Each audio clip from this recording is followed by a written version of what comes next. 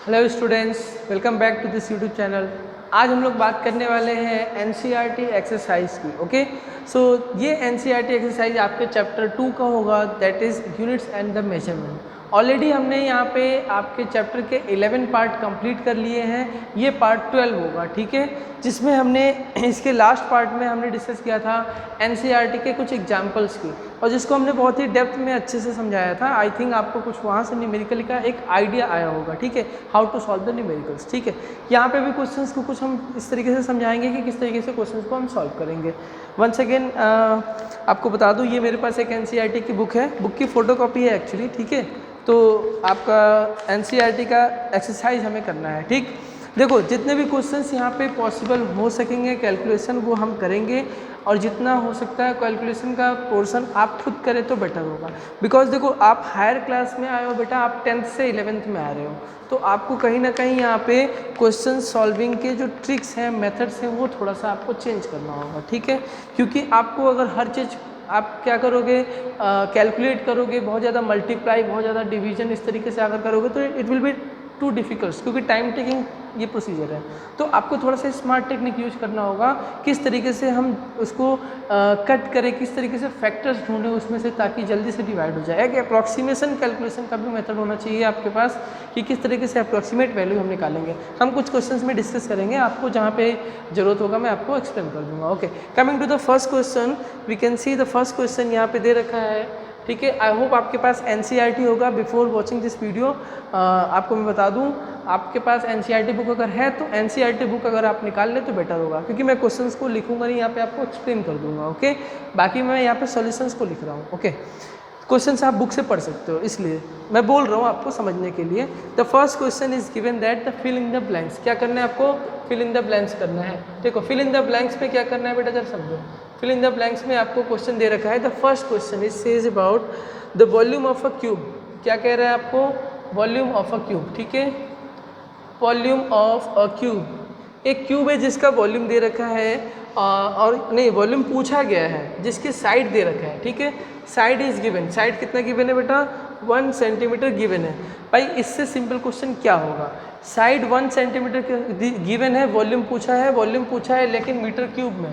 Volume आपको find करना है मीटर क्यूब में। पहले ही क्वेश्चन देखो जरा, मतलब ये तो मतलब बताने लायक नहीं है वैसे, लेकिन मैं थोड़ा सा आपको यूनिट कन्वर्जन बताना चाहता हूँ, क्योंकि बच्चे वैल्यू तो निकाल लेते हैं। भाई, वॉल्यूम तो सबको पता है क्यूब का क्या होता है, साइड का क्यूब।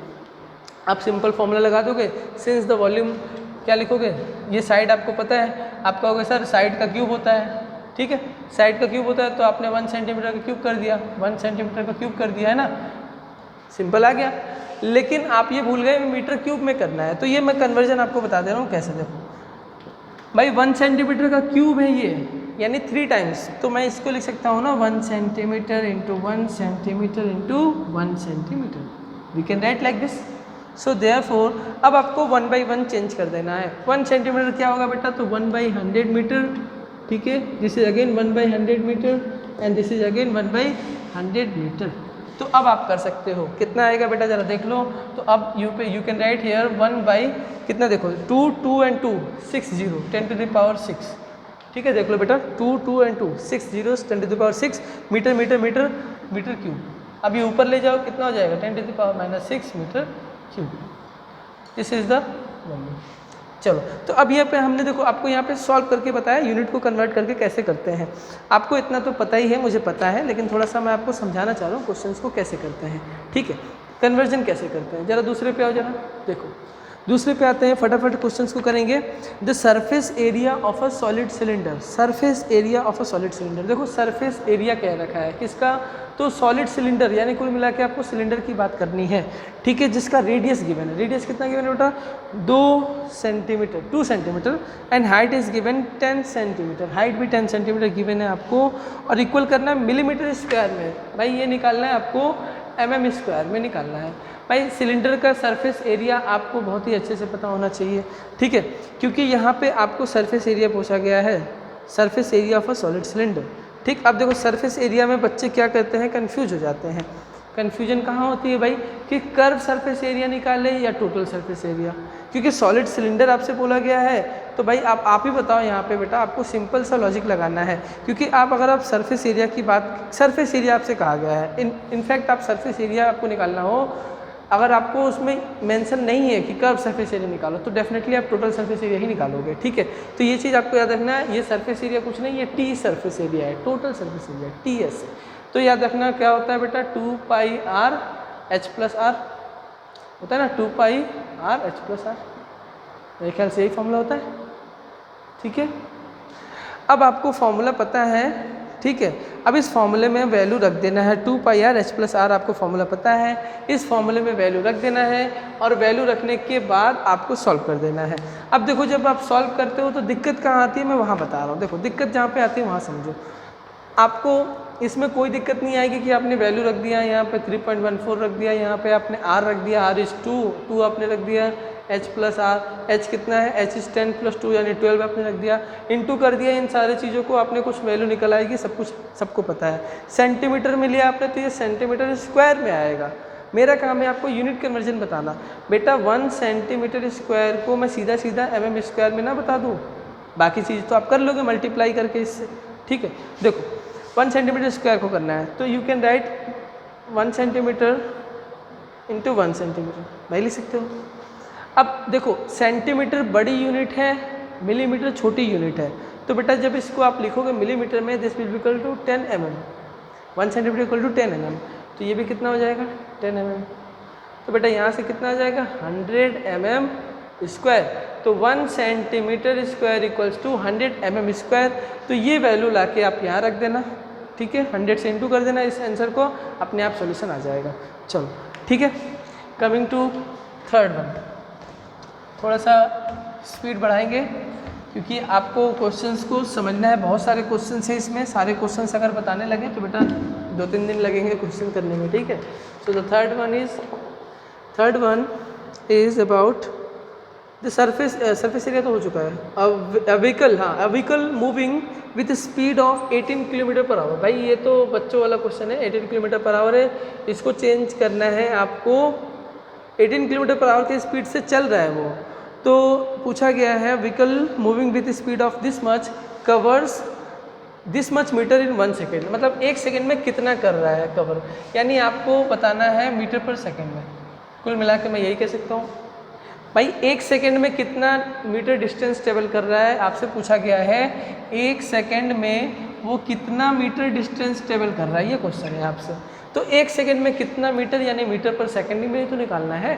तो भाई आपको तो बहुत ही अच्छी क्वेश्चन है, ये तो बहुत अच्छा, आपको पता नहीं है क्या भाई 18 km/h है, इसको मैं लिख सकता हूँ 18 × 1 kilometre divide by hour, 1 hour कह सकते हो भाई इसको आप चेंज कर लो, 1 किलोमीटर को आप लिखोगे 1000 मीटर, आवर को आप लिखोगे कितना, आवर में लिखना है 60 1 घंटे में 60 मिनट और 1 मिनट में 60 सेकंड, ठीक है, दैट इज 3600 सेकंड। अब आप डिवाइड कर लोगे तो मुझे लगता है ये आप कर लोगे, ठीक है, ये आप कर लोगे, ये सेकंड में आ चुका है, मीटर पर सेकंड में अब आपका आ चुका है, कर लोगे ना, याद रखना, ठीक है ना, इसमें कोई दिक्कत तो नहीं है, मीटर पर सेकंड में आपका आ जाएगा स्पीड, ठीक है। गलती यहाँ पे बच्चे क्या करते हैं, गलती ये करते हैं कि सर आपको निकालना है क्या, आपको निकालना है 1 मीटर में कितना चल रहा है, ट्रेवल कर रहा है, ठीक है, आपसे पूछा गया है 1 सेकंड में सॉरी कितना ट्रेवल कर रहा है, ठीक, डिस्टेंस ट्रेवल्ड इन 1 सेकंड आपसे पूछा गया है, ठीक है। तो मीटर पर सेकंड में आपने निकाल लेना है और उसके बाद वैल्यू को क्या कर देना है, देखो बताता हूँ भाई, यहाँ से आपने काट दिया, ये कट गया, 6 3 जा 18, 3 2 जा 2 5 जा, सही तो है, आ तो गया 5 मीटर पर सेकंड, लो कुछ करना ही नहीं, आगे चलो आगे बढ़ते हैं। थर्ड हो चुका है, फोर्थ पे आते हैं। आंसर भी आप मैच कर लेना, मैंने आंसर नहीं देखा है, हो सकता है मैं कहीं अगर गलत हूँ, अगर कैलकुलेशन में हो सकता है या कहीं भी कोई आंसर, तो एक बार आप मुझे बता ज़रूर देना बेटा, ठीक है, कि ये चीज़ यहाँ पे मिस्टेक हुआ है तो उसको मैं दोबारा उसको क्लियर कर सकूँ, ठीक है। चलो तो क्वेश्चन 3 हो चुके थे, क्वेश्चन नंबर 4 पे आते हैं। 4 पे आपको दे रखा है D1, जो दे रखा है the relative density of a lead, ठीक है, रिलेटिव डेंसिटी कहा गया है, रिलेटिव डेंसिटी किसका है, लेड का, कितना दे रखा है 11.3। भाई रिलेटिव डेंसिटी दे रखा है 11.3, इट्स डेंसिटी इज ग्राम पर सेंटीमीटर क्यूब और किलोग्राम पर मीटर क्यूब में पूछा गया है। समझना जरा इस क्वेश्चन को, आपसे बोला गया है बेटा रिलेटिव डेंसिटी आपको दे रखा है, देखो ठीक है, रिलेटिव डेंसिटी आपको दे रखा है, आपसे पूछा गया है इसका डेंसिटी कितना आएगा। देखो तो पहले आपको समझना होगा कि रिलेटिव डेंसिटी होता क्या है, जरा मैं आपको समझा दूँ।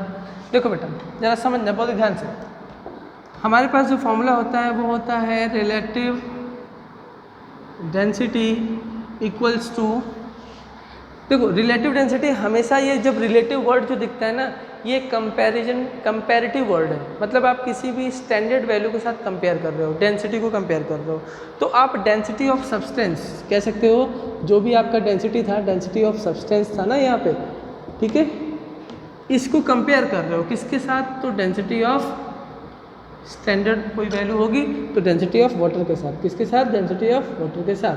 अब यहाँ पे समझना, जो डेंसिटी ऑफ वाटर है हमारा, ठीक है, डेंसिटी ऑफ वाटर ये स्टैंडर्ड वैल्यू है, ठीक है, और डेंसिटी ऑफ वाटर होता कितना है, तो मैं आपको बता दूं कि डेंसिटी ऑफ वाटर होता है आपका 1 ग्राम पर सेंटीमीटर क्यूब, 1 ग्राम पर सेंटीमीटर क्यूब ये होता है, ठीक है, वाटर का। और ये रिलेटिव डेंसिटी आपको दे रखा है दिस मच, यानी ये इक्वल टू 11.3 दे रखा है।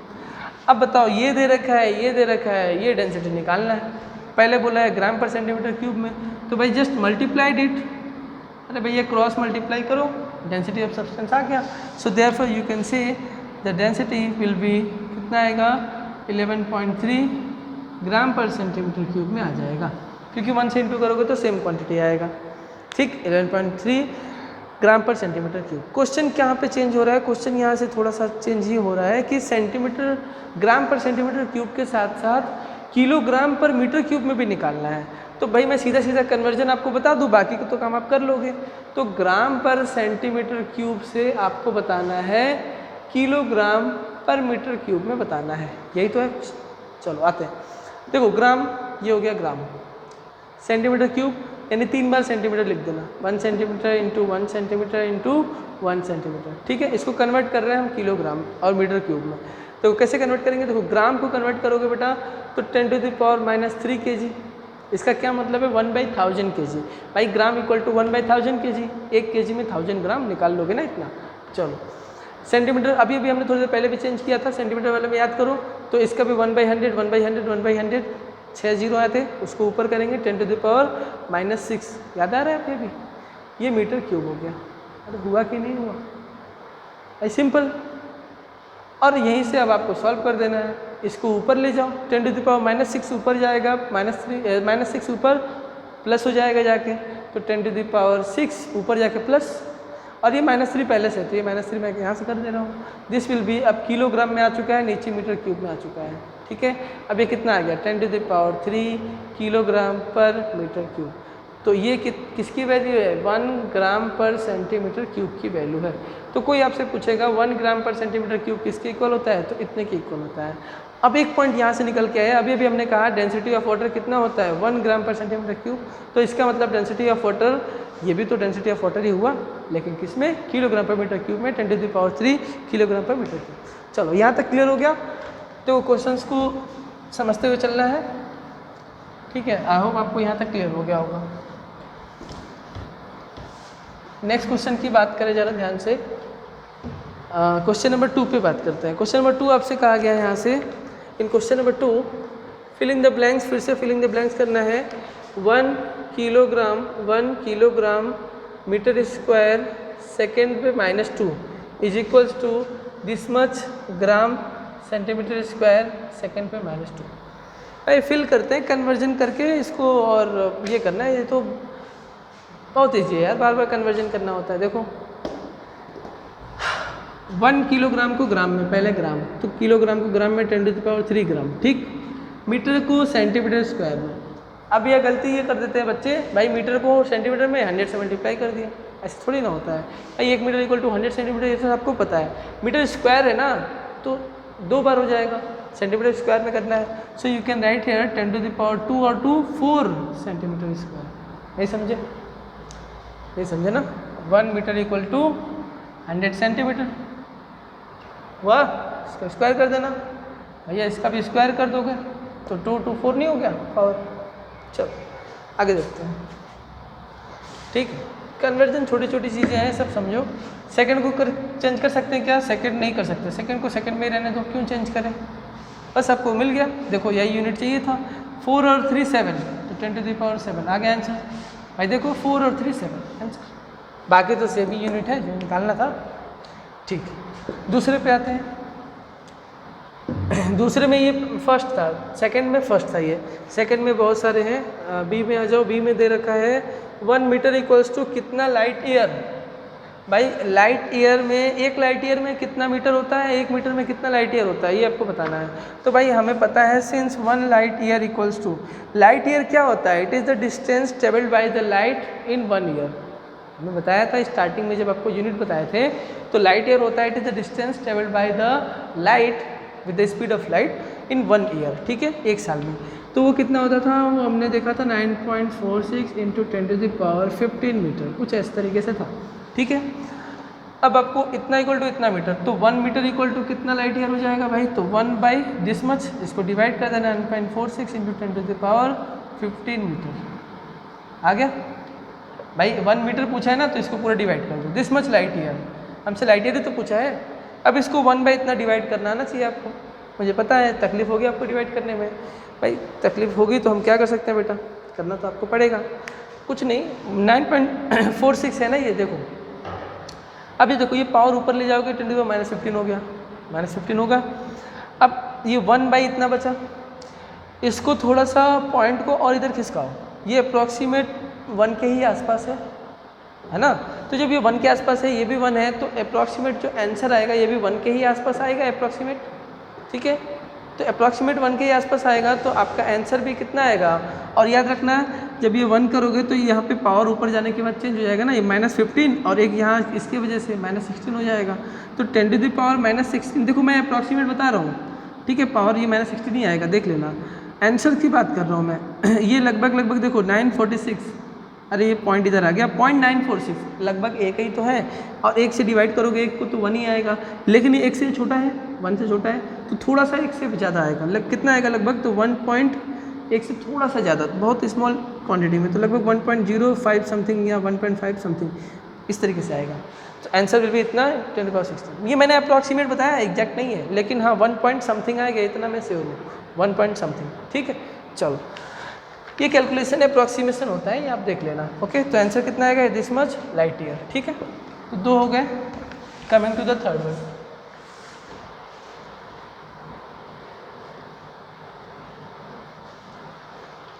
थर्ड की बात करते हैं। देखो यही अप्रॉक्सीमेशन आपको सीखना है बेटा, क्योंकि जब आप एग्जाम में क्वेश्चंस करते हो आपके पास टाइम कम रहता है, आप अप्रॉक्सीमेट वैल्यू लिख सकते हो। ठीक है, सी पे आते हैं। सी आपसे बोला गया है 3 मीटर पर सेकेंड स्क्वायर इक्वल टू कितना किलोमीटर पर आवर स्क्वायर। मीटर पर सेकेंड स्क्वायर किलोमीटर पर आवर स्क्वायर बताना है। ओके, सो हम लोग बात कर रहे थे बेटा 3 मीटर पर सेकेंड स्क्वायर को कन्वर्ट करना है किलोमीटर पर आवर स्क्वायर में। देखो यहाँ पे भी सिंपल, अगर हम बात करें यहाँ पे तो सिंपली जैसे अगर हमने कन्वर्जन आपको बताया था, क्या बताया था अभी कि जो भी वैल्यू आपको यहाँ पे दे रखी है, जैसे यहाँ पे दे रखा है मीटर, ठीक है, और यहाँ पे सेकंड स्क्वायर आपको इस तरीके से आप लिख दो। ठीक है, जितनी बार दे रखा है पावर उतनी बार उसको लिखो। स्क्वायर 2 बार है तो हम इस यहाँ पे सेकंड इंटू सेकंड लिख रहे हैं। ठीक है, कोई दिक्कत। अब आपको कन्वर्ट करना है उस वैल्यू में। जब मीटर को कन्वर्ट करोगे किलोग्राम में, देखो छोटे यूनिट से बड़े यूनिट में जा रहे हो, छोटे यूनिट से बड़े यूनिट में जाओगे तो बेटा डेफिनेटली पावर माइनस में होंगे सारे। तो मीटर से किलोमीटर में जाओगे 10 टू द पावर -3 किलोमीटर हो जाएगा। ठीक है, समझना इस बात को, 1 मीटर में 10 टू द पावर -3 किलोमीटर। ठीक है, क्योंकि आपको पता है 1000 मीटर होता है। यहाँ से सेकंड से आवर में जाओगे तो सेकंड से आवर में जाने के लिए आपको पता होना चाहिए कन्वर्जन। क्या पता होना चाहिए भाई, 1 आवर इक्वल्स टू कितना होता है 3600 सेकेंड। याद करो 60 इंटू 60 मिनट इंटू 60 सेकेंड। तो 1 आवर इक्वल टू इतना सेकेंड, तो 1 सेकेंड इक्वल टू कितना आ जाएगा 1/3600 आवर। देखो ये कन्वर्जन आपको बस आना चाहिए। तो बेटा यही 1 सेकेंड आप यहाँ भी रख दो और यही 1 सेकेंड यहाँ रख दो, तो 2 बार इतनी वैल्यू आ जाएगी। फिर उसको आप ऊपर ले जाओगे, डिवाइड हो जाए, ये तो सिंपल है। ये सारी की सारी वैल्यू ऊपर चली जाएगी, अपने आप कुछ नहीं करना। और 3 बोला गया है, ये तो अभी हम 1 लिख रहे हैं, 1 मीटर पर इतना स्क्वायर बोल रहे हैं, ये 3 बोला गया है, यानी 3 से इंटू कर दोगे, यानी यहीं पे आप क्या कर दो 3 टाइम्स कर देना, जितनी भी वैल्यू आएगी उस पर 3 टाइम्स, तो you will get the answer. I think ये आपको बहुत ही सिंपल क्वेश्चन है, इसमें आप कर लोगे, कोई दिक्कत नहीं होगी। कन्वर्जन आपको बस बताना है, मैंने ऑलरेडी आपको 3-4 कन्वर्जन के तरीके बता दिए हैं कैसे कन्वर्ट करते हैं, ठीक है। चलो, तो छोटे छोटे कन्वर्जन ही आपको आने चाहिए, क्योंकि आपका वैसे भी एग्जाम पॉइंट ऑफ व्यू से इंपॉर्टेंट है। 1 या 2 नंबर के क्वेश्चंस आपके इस तरीके से कन्वर्जन वाले क्वेश्चंस बनते हैं, ठीक है। क्वेश्चन नंबर 3 पे आते हैं। क्वेश्चन नंबर 3 थोड़ा सा अच्छा क्वेश्चन है, थोड़ा सा कह सकते हैं कि ट्रिकी क्वेश्चन भी है, लेकिन सिंपल है अगर समझे तो। A calorie is a unit of heat. आपको पता है कि हीट की यूनिट क्या होती है, हीट की या एनर्जी की यूनिट क्या होती है, कैलोरी होती है, ठीक है, कैलोरी हम लोग बोलते हैं, ठीक है। And is equals to 4.1 calorie equals to होता भी है, ये बता दूं 4.2 जूल होता है, ये आपको याद होना चाहिए, 4.2 joule. Where 1 joule equals to कुछ आपको वैल्यू दे रखा है, कितना दे रखा है 1 kilogram 1 joule equals to 1 kilogram metre square पर सेकंड स्क्वायर। ये पर सेकंड स्क्वायर मैंने इसलिए लिख दिया क्योंकि यहाँ पे सेकंड पे -2 है, तो वही लिख दो चाहो तो, कोई दिक्कत नहीं है। आगे suppose we employ a system of unit. आपने एक सिस्टम ऑफ यूनिट कंसीडर किया, ठीक है, आपके पास एक सिस्टम ऑफ यूनिट है, ठीक है भाई, एक सिस्टम ऑफ यूनिट है, okay. In which the unit of मास, अब यहाँ पे क्वेश्चन क्या दे रखा है कि अब आपको यूनिट ऑफ मास यहाँ पे दे रखा है कि वो आप नई सिस्टम ऑफ यूनिट में बताना है आपको। नई सिस्टम ऑफ यूनिट है आपके पास, उसमें यूनिट ऑफ मास क्या है, अल्फा है, अल्फा यूनिट है। न्यू सिस्टम ऑफ मास, एक minute, unit of mass equal to alpha kg, ठीक है, अल्फा केजी है यूनिट ऑफ मास नए सिस्टम ऑफ यूनिट में। एंड यूनिट ऑफ लेंथ है, यहीं से यूनिट ऑफ लेंथ है, ठीक है भाई, लेंथ भी देख लेते हैं कितना है, तो लेंथ बीटा मीटर है, ठीक है, ये बात भी ठीक है। और यूनिट ऑफ टाइम भी दे रखा है बेटा, ये भी देख लो, यूनिट ऑफ टाइम, तो टाइम कितना दे रखा है, तो गामा सेकेंड, ठीक है, गामा है ये, गामा, ठीक है, अल्फा बीटा गामा आपने पढ़ा होगा ना, ठीक है, सिंबल है ये, alpha beta symbol, Greek symbol है, ओके।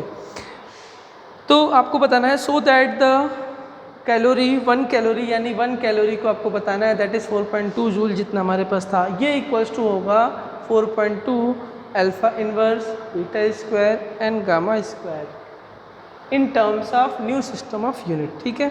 चलो, न्यू यूनिट्स में आपका ये इतना आएगा, कैसे आएगा देखो बताता हूँ, समझो जरा क्वेश्चन को। देखो क्वेश्चन में आपसे कहा गया है यहाँ से जो न्यू सिस्टम ऑफ यूनिट है उसमें आपने माना हुआ है बेटा कि जो यूनिट ऑफ मास होगा वो अल्फा केजी की इक्वल होगा। जो भी नया सिस्टम हमारा यूनिट है ना, क्योंकि सिस्टम ऑफ यूनिट है हमारे पास, जो नया सिस्टम ऑफ यूनिट है उसमें जो यूनिट की बात की गई है, यूनिट ऑफ मास, उसमें अल्फा केजी कही गई है। तो बेटा यहाँ पे हम देखें अगर, तो यहाँ पे हम क्वेश्चंस को इस तरीके से लिख सकते हैं क्या, जरा देखना, यहाँ पे मैं बता रहा हूँ, जरा इस चीज़ को देखो, उस चीज़ को, तो 1 जूल को मैं इस तरीके से लिख सकता हूँ क्या, 1 kg into 1 metre square into 1 second पे -2 लिख सकता हूँ कि नहीं, बता, हाँ सिंपल है। चलो, या फिर इसको यहाँ से हटा के मैं नीचे लिख दूँ, कोई दिक्कत, 1 सेकेंड पे, तो भाई नीचे है ना, ओके। अब आपको ध्यान से समझना है, देखो सिस्टम ऑफ यूनिट की बात कर रहे हैं तो यहाँ पे अल्फा केजी दे रखा है, हमें चाहिए कितना 1 kg, हमें चाहिए 1 kg 1 मीटर 1 सेकेंड, ये चाहिए ना हमें, अल्फा केजी बीटा मीटर और गामा सेकेंड तो बोला नहीं गया है। तो बेटा जो नए सिस्टम ऑफ यूनिट में आप लिखोगे यहाँ पे, यहाँ लिखोगे कि सिंस यहाँ पे जो यूनिट होगा, मास का जो यूनिट होगा वो नया सिस्टम ऑफ यूनिट भी हमें नहीं पता, लेकिन इतना ज़रूर पता है कि अल्फा केजी इक्वल्स टू वो सिस्टम ऑफ यूनिट है, यहाँ पे यूनिट था ना, ठीक, 1 यूनिट मान लो।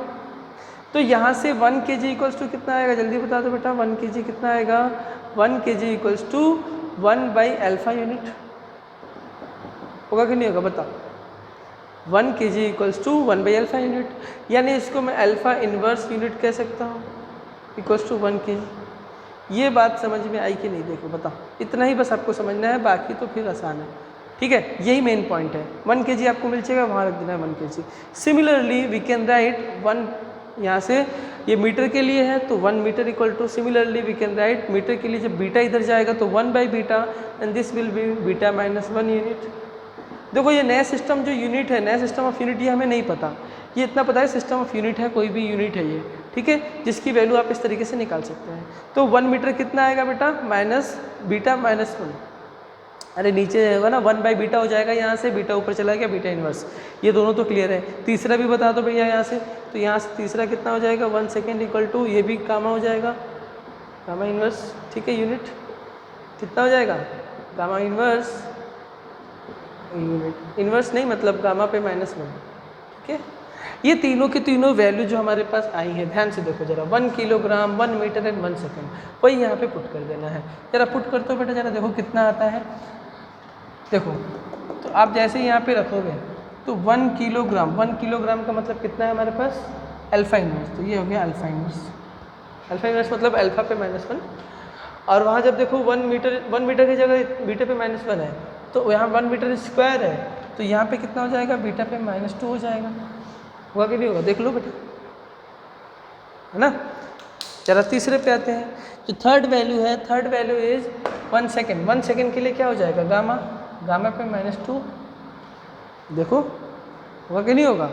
अब आपको क्या करना है, इसी वैल्यू को ऊपर ले जाना है, जब ये वैल्यू अपने आप ऊपर जाएगा, जब ये वैल्यू ऊपर जाएगा तो यहाँ से क्या जाएगा, अल्फा पे -1, बीटा पे -2, और ये गामा पे गामा पे -2 नीचे है, ऊपर जाएगा तो ये +2 हो जाएगा, दिस विल बी +2। ये सिस्टम ऑफ यूनिट आ गया हमारा 1 जूल का, ठीक है। ये 1 जूल इक्वल टू हम इतना लिख सकते हैं, इतना 1 इंटू इतना कह सकते हो, इसको 1 कह सकते हो, कोई दिक्कत नहीं है।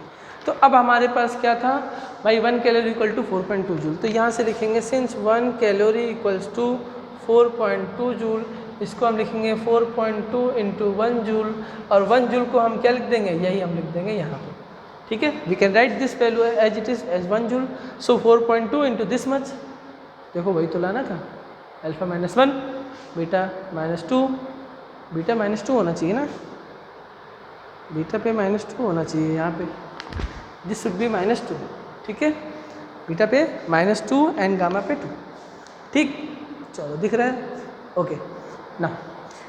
ये हो गया हमारा क्वेश्चन नंबर 3। क्वेश्चन नंबर 4 पे आते हैं, जरा ध्यान से देखेंगे।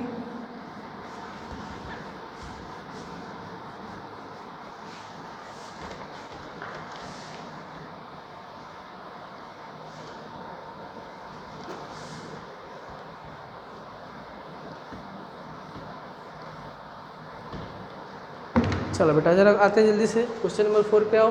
क्वेश्चन नंबर 4 में आपसे कहा गया है एक्सप्लेन द स्टेटमेंट क्लियरली, कुछ स्टेटमेंट दे रखा है, इनको क्लियरली एक्सप्लेन करना है, क्लियरली एक्सप्लेन करना है, समझो। देखो कुछ स्टेटमेंट ऐसे होते हैं जिनको क्लियरली इसमें किया नहीं है, ठीक है, उनको आपको क्लियरली एक्सप्लेन करना है, ठीक है, ये इसमें लिखा हुआ है। क्वेश्चन पढ़ते हैं जरा, क्या लिखा है question, to call a dimensional quantity large और स्मॉल, ठीक है भाई, आपको बताना है कोई डायमेंशनल क्वांटिटी है, वो वेदर इट इज़ लार्ज या स्मॉल, भाई लार्ज हो या स्मॉल हो, ठीक है, आपको बताना है क्या इसमें, आपको बताना है इसमें, ठीक है, एक मिनट, लार्ज और स्मॉल, ठीक, हाँ आपको बताना है is meaningless without specifying the standard for comparison. देखो स्टैंडर्ड कंपैरिजन की बात अलग है, जैसे आप अगर कंपैरिजन की बात करते हो, ठीक है, किसी भी दो ऑब्जेक्ट का, तो कंपैरिजन कहाँ करते हो, सोचो कंपैरिजन किससे करोगे। अब मान लो मैं अपनी कंपैरिजन करूँ किससे, किसी बहुत बड़ी पर्सनालिटी से, ठीक, कंपैरिजन तो हुआ नहीं। सही कंपैरिजन की कब होता है, स्टैंडर्ड कंपैरिजन कब होता है, जब आप एक सिमिलर लेवल के लोग से करते हो या थोड़ा बहुत वेरिएशन। अब जैसे मान लो एक ऑब्जेक्ट है, उसका साइज़ पता है आपको, छोटा सा साइज़ है, सेंटीमीटर में है मान लो, उसका कंपैरिजन क्या आप अर्थ के डायमीटर से कर सकते हो, नहीं कर सकते भाई, कहाँ वो कंपेरेबल है, क्या नहीं है, उसके कंपेरेबल तो नेगलेक्ट है ना। तो ये स्टैंडर्ड कंपैरिजन यहाँ पे हमें समझना है। आगे समझते हैं, क्वेश्चन क्या दे रखा है, in this view reframe the following statement. Reframe मतलब आपको फिर से फ्रेम करना है, मतलब आपको स्टेटमेंट दे रखा है ऑलरेडी, आपको थोड़ा सा फ्रेम चेंज करना है कि क्या इसमें चेंजेस हो सकता है।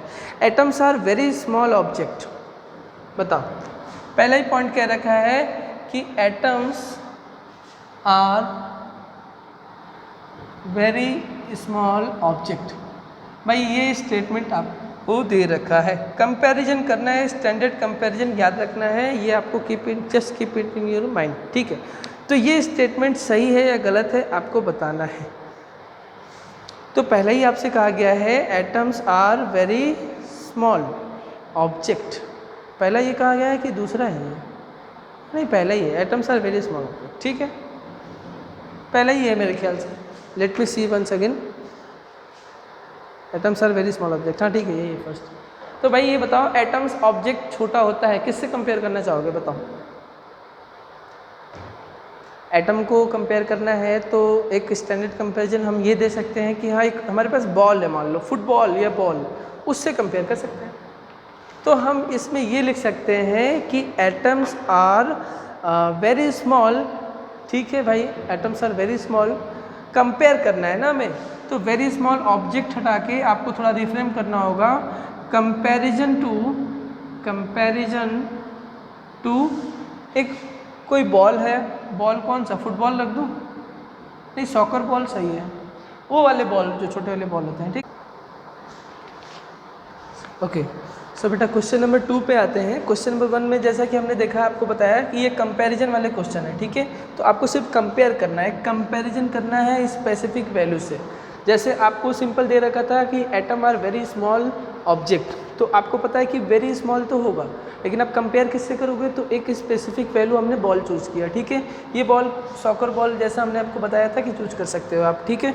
सेकेंड क्वेश्चन इसमें दे रखा है, a jet plane okay moves with great speed. देखो अब ये आपको क्वेश्चन समझना है, विथ ग्रेट स्पीड। तो ग्रेट स्पीड का मतलब ये हुआ कि बेटा आपको पता है, सिंपल सी बात है, हमें पता है अच्छे से कि एक जेट प्लेन क्या होता है, काफ़ी अच्छी खासी स्पीड होती है उस जेट प्लेन की। आपको कंपेयर करना है, मतलब एक स्पेसिफिक वर्ड यूज करना है, रीफ्रेम करना है इसको, हमने बताया था आपको, और कंपेयर करना लार्ज और स्मॉल वाले में। तो देखो एक जेट प्लेन है, ये ग्रेट स्पीड से मूव करेगा, ठीक है। अगर आप इसको कंपेयर करो तो इसको कंपेयर किससे करेंगे, ठीक है। इसको कंपेयर करना अगर चाहो तो आप लिख सकते हो, a jet plane move with greater speed, you can say with greater speed. और स्पीड का किससे कंपेरिजन कर सकते हो, with greater speed then the किससे कंपेयर करें, बाइक या मोटर बाइक या साइकिल नहीं, बाइक या कोई कार, उससे कंपेयर कर सकते हो, ठीक है। Greater than that the bicycle, ठीक है। तो आप बाईसाइकिल से कंपेयर कर सकते हो ऐसा, ठीक है। इस तरीके से आपको क्वेश्चंस को कर लेना है। तो इसमें क्वेश्चंस बहुत ज़्यादा दिक्कत नहीं है इस क्वेश्चन को करने में, क्योंकि आपको सिंपल एक वर्ड फाइंड करना है, ठीक है, अपने अकॉर्डिंग।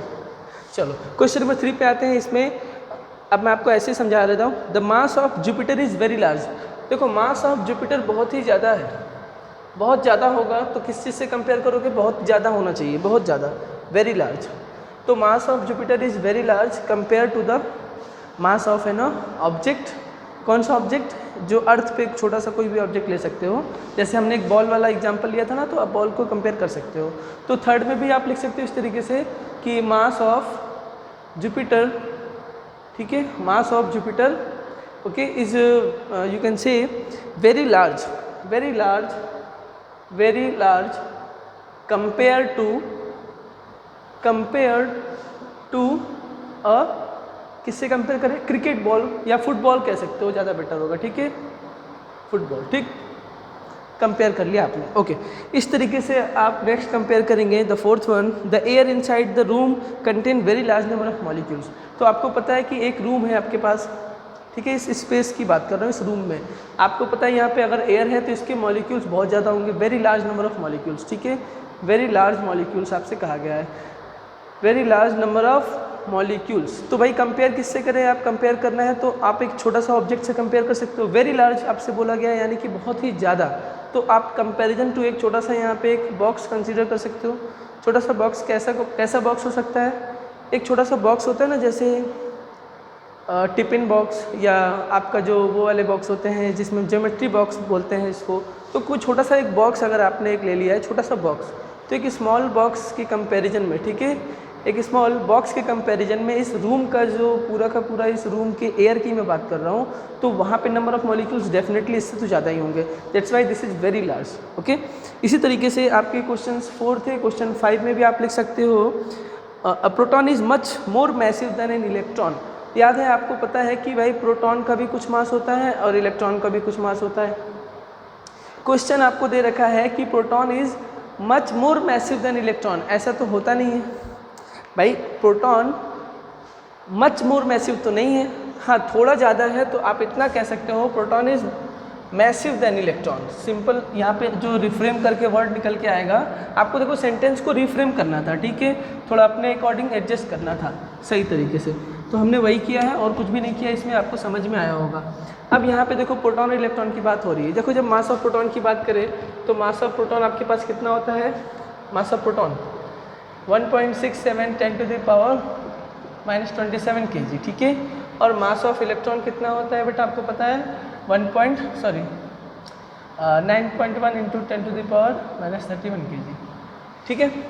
तो देखो आप यहाँ से समझ जाओगे मास ऑफ प्रोटॉन और ये मास ऑफ इलेक्ट्रॉन कितना ज़्यादा है, यहाँ पे आप देख सकते हो, ठीक है। तो मास ऑफ इलेक्ट्रॉन और ये मास ऑफ प्रोटॉन की इस पावर के कंपैरिजन की बात कर रहे हो, ठीक है। तो आप इस वैल्यू को भूल जाओ, सिर्फ ऑर्डर को कंपेयर करो। ऑर्डर का देखो जहाँ पे ये 27 माइनस में, ये -31 है, तो डेफिनेटली मास ऑफ इलेक्ट्रॉन कम हुआ, ये ज़्यादा हुआ। कंपेयर कितना हुआ पावर में देख लो, -31 माइनस यहाँ से 27 करेंगे तो 10⁻4 का डिफरेंस है। कितने 10⁻4 का डिफरेंस है इनके मास में। तो आप ये कह सकते हो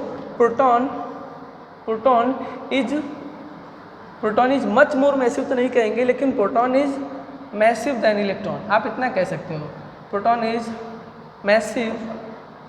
मैसिव देन इलेक्ट्रॉन, ठीक है। तो ये सेंटेंस हो गया आपका फिफ्थ वाला, this is the fifth one, okay.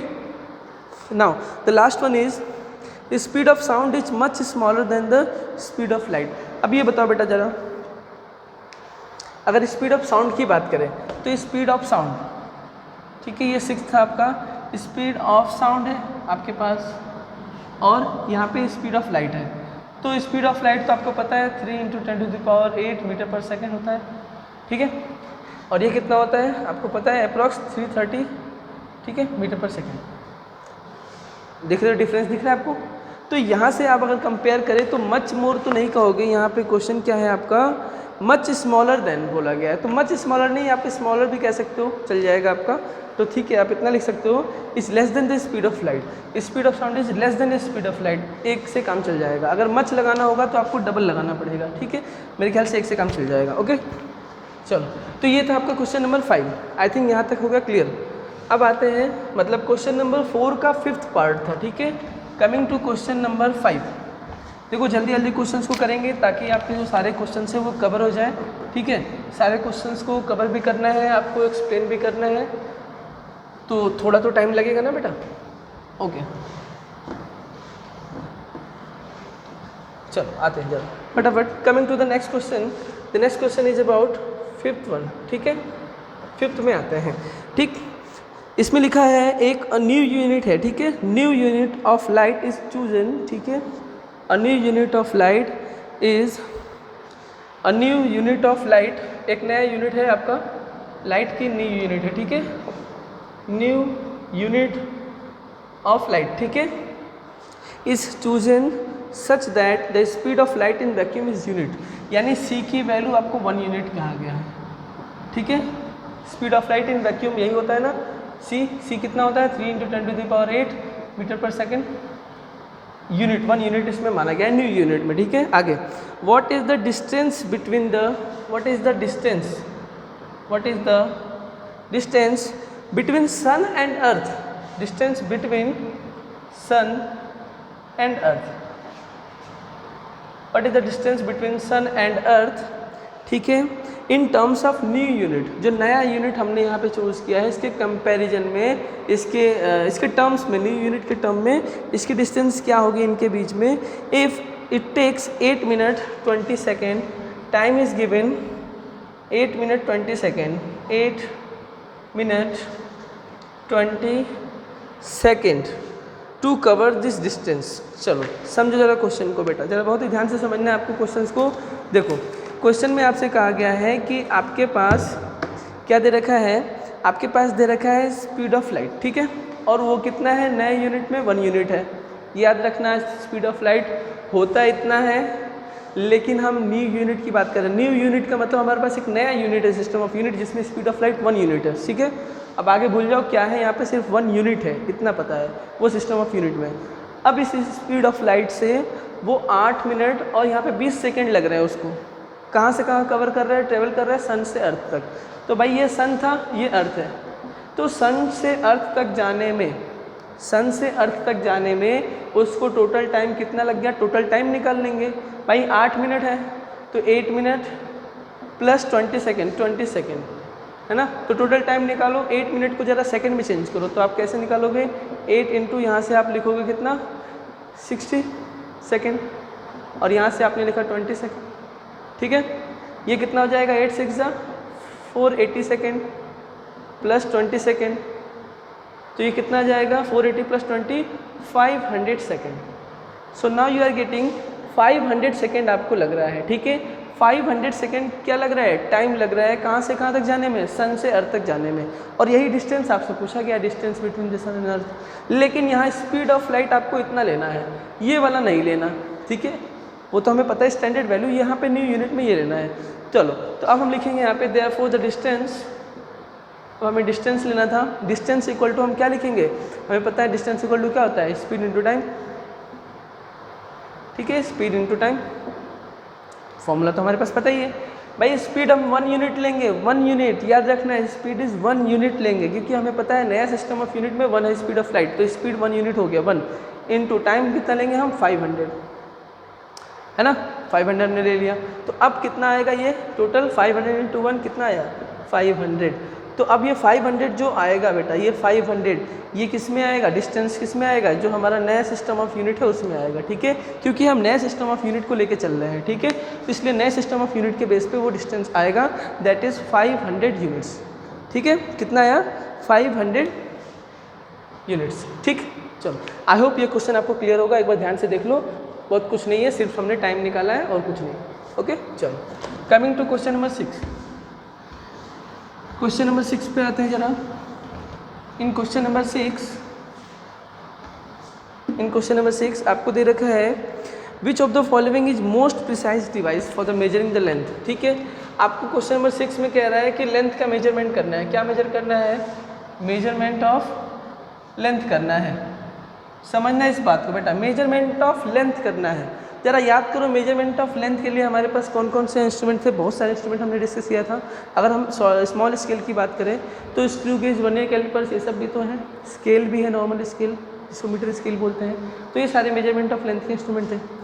Question यहाँ पे दे रखा है ऑलरेडी, आपको तीन स्केल दे रखे हैं, उन तीनों में बताना है which one is more precise. अच्छा, मोर प्रिसाइज का क्या मतलब है, ज़रा बताओ। मोर प्रिसाइज का मतलब ये होता है कि जब कोई भी आप ऑब्जेक्ट का लेंथ मेजर कर रहे हो, किसी भी ऑब्जेक्ट का आप लेंथ मेजर कर रहे हो, तो आपके लेंथ के मेजरमेंट में ये देखना होगा कि कितनी हाईली, मतलब कितना ज़्यादा डेप्थ में आप उसको मेजर कर पा रहे हो। देखो एक्यूरेसी अलग चीज़ है, प्रिसीजन अलग चीज़ है, ठीक है।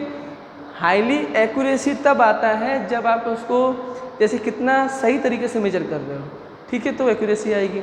एरर कितना कम है कितना ज़्यादा है उस पर डिपेंड करता है। लेकिन अगर हम बात करें प्रिसाइज मेजरमेंट की, तो वो कितना डेप्थ तक मेजर कर पा रहा है वो हमें देखना है, ठीक है। चलो समझते हैं ज़रा यहाँ पे। द फर्स्ट वन इज़, इसमें जो फर्स्ट दे रखा है, ठीक है, ए वाला जो दे रखा है वो दे रखा है कि एक वर्नियर कैलिपर्स है, क्या है, वर्नियर कैलिपर्स, जिसका दे रखा है 20 डिविजन्स। 20 डिविजन्स कहाँ दे रखा है, ऑन स्लाइडिंग स्केल। ये स्लाइडिंग स्केल क्या है हमने आपको बताया था, एक बार ज़रा फिर से देख लो, रिकॉल कर दे रहा हूँ यहाँ पे। चलो पहला वाला समझ लें। देखो यहाँ पे आपको 3 दे रखे हैं, तीनों के तीनों हम समझ लेंगे 1 बाई 1, ठीक है। और तीनों के तीनों को आपको यहाँ समझना होगा, ठीक है, किस तरीके से आप तीनों को कंपेयर करेंगे। The first one is vernier callipers दे रखा है जिसके 20 डिवीजन से, किसमें, स्लाइडिंग स्केल में। स्लाइडिंग स्केल कुछ और नहीं, ये वर्नियर स्केल है। कौन सा स्केल है ये, वर्नियर स्केल। हमारे पास 2 तरीके के स्केल होते थे, याद करो, एक होता था मेन स्केल, एक होता है वर्नियर स्केल। तो ये स्लाइडिंग स्केल कौन सा है, वर्नियर स्केल है, ठीक है, वर्नियर स्केल है। चलो तो पहले तीनों पॉइंट हम लिख लेना है, कौन कौन से पॉइंट है। फर्स्ट पॉइंट है, सेकंड पॉइंट दे रखा है आपके पास एक स्क्रू गेज है, क्या है ये, screw gauge.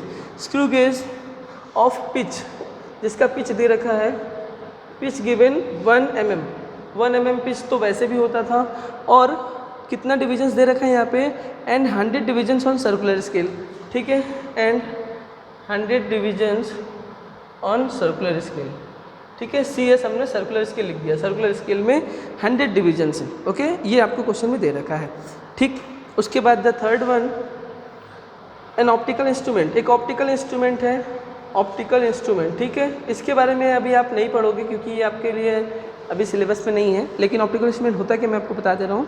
That is use to measure the length within the wavelength of light. अच्छा ये देखो, ये यूज हो रहा है इसमें क्या यूज हो रहा है, वेवलेंथ ऑफ लाइट यूज हो रहा है, वेवलेंथ ऑफ लाइट। ये बहुत ही इंपॉर्टेंट बात यहाँ पे कह दी इन्होंने कि आपको लाइट का वेवलेंथ यूज करना है, ठीक है। ज़रा समझेंगे बेटा, ठीक है। तो number of divisions I think यहाँ पे 1000 है क्या, 1000 डिविजन्स है, 100 डिविजन्स तो होता है लेकिन हमें दे रखा है यहाँ 1000 आई थिंक, ठीक है। देख लेना क्वेश्चन में, मेरे ख्याल से यही है।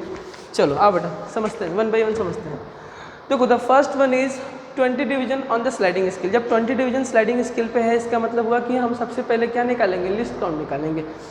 जिस किसी का भी लिस्ट काउंट, याद रखना हमने बताया था कि किसी भी इंस्ट्रूमेंट का अगर लिस्ट काउंट क्या है, कम है, जिसका लिस्ट काउंट जितना ज़्यादा कम है, अगर कम है इसका मतलब वो उतना ही प्रिसाइजली मेजरमेंट कर रहा है, यानी उसकी मेजरमेंट जो है उतनी डेप्थ तक हो रही है, ठीक है। जैसे मैंने कहा किसी इंस्ट्रूमेंट का लिस्ट काउंट, जैसे इस इंस्ट्रूमेंट के लिस्ट काउंट में बात करता हूँ। पहले लिस्ट काउंट फाइंड कर लें। क्या होता है लिस्ट काउंट, बताओ जरा। Value of 1 division on main scale divide by total division on vernier scale. तो हमने आपको बताया था जब मेन स्केल में क्या होता है वैल्यू, मेन स्केल में तो 1 सेंटीमीटर हो गया, ठीक है, ठीक है। Value of 1 division on main scale, ये तो हमारे ख्याल से 1 ही होता है, आपको याद होना चाहिए, ठीक है। And total division on vernier scale, तो वर्नियर स्केल में टोटल डिवीजन कितना है, टोटल डिवीजन कितना है यहाँ पे 20 डिवीजन, ठीक है।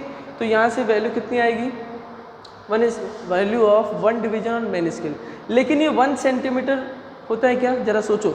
जब आप मेन स्केल को मेजरमेंट करते हो तो आपको कुछ इस तरीके से याद आ रहा है, इस तरीके से नीचे, ये मान लो मैंने कह दिया ये वर्नियर स्केल है, यहाँ पे इसमें 20 डिवीजन्स हैं, ये मेन स्केल है। तो मेन स्केल में 1 और 2 1 सेंटीमीटर के बीच में 10 डिवीजन्स होते हैं, ये आपको समझना था।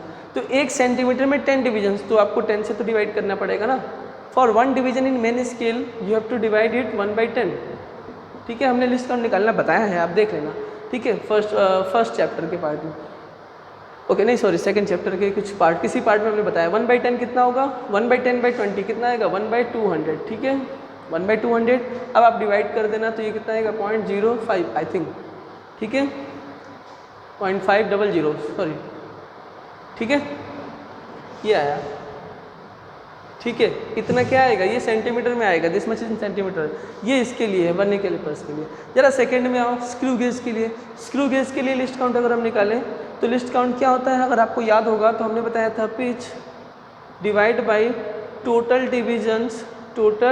डिवीजन ऑन सर्कुलर स्केल, ठीक है, ये होता है इसका लिस्ट काउंट। जब पिच की बात करें तो पिच हमारे पास कितना दे रखा है 1 mm दे रखा है, तो ये 1 mm हमने लिखा हुआ है, ठीक है। 1000 डिवीजन 1 2 3 डिवीजन्स, ठीक है। तो ये कितना आएगा जब आप यहाँ से निकालोगे तो 0.001, ठीक है, आएगा कि नहीं आएगा, देखो, ठीक। ये क्या आएगा mm में आएगा बेटा, समझना, ये mm में है, इसको सेंटीमीटर में करोगे तो 0.0001 सेंटीमीटर, ठीक है। ज़रा देख लो, इनमें कंपैरिजन कर लो, ठीक है।